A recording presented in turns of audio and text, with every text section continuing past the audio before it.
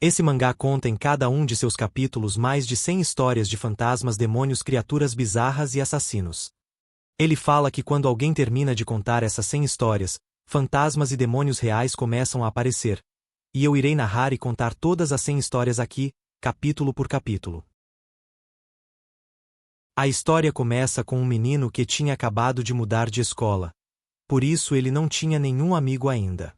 E por conta disso, no tédio, ele acabou fazendo um boneco de barro para ser o seu amigo, e o chamou de Clayson. Por ter feito o boneco na brincadeira, ele acabou cansando rápido dele.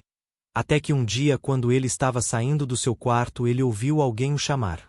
E ao olhar para trás, ele percebe que o Clayson estava falando e se mexendo.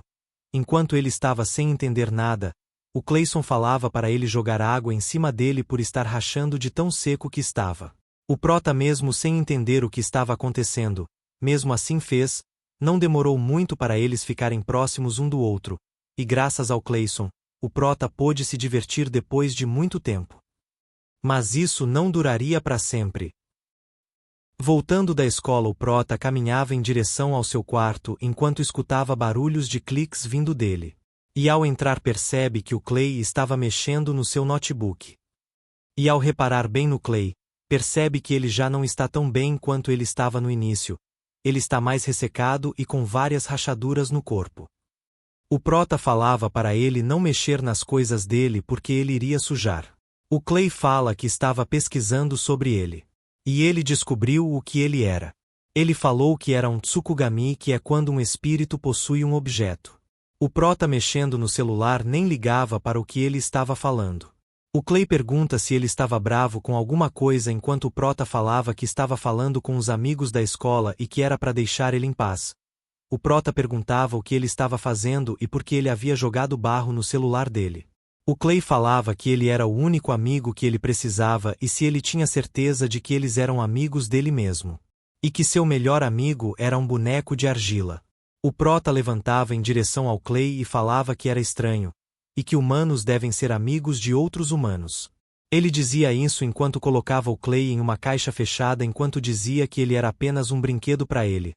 O Clay falava para ele se acalmar e deixar a caixa aberta dessa vez, pois ele pode ressecar e morrer se continuar assim. Quando o prota estava abrindo a caixa novamente, ele percebe que o Clay havia mudado para uma figura mais humanoide.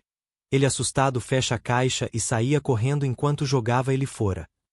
Já na escola, no horário do almoço, vimos o prota e alguns colegas dele.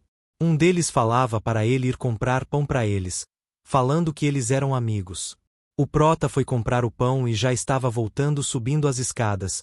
No terraço onde estavam os colegas dele, eles percebem que tem alguém abrindo a porta. Eles, achando que era o prota, falava que ele tinha sido rápido. Mas ao reparar, eles percebem que era uma criatura do tamanho de um humano. Sem entender nada, o que parecia ser o líder do grupo, vai para cima dele falando para falar alguma coisa enquanto dava um murro na criatura. Ele percebe que seu braço estava afundando no corpo dele, e ao tentar tirar, o seu braço acaba sendo quebrado.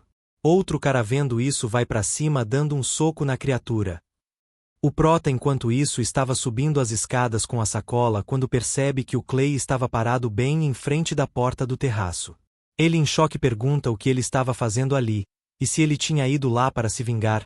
Ele percebe que a porta está selada e percebe que os seus amigos estão o esperando.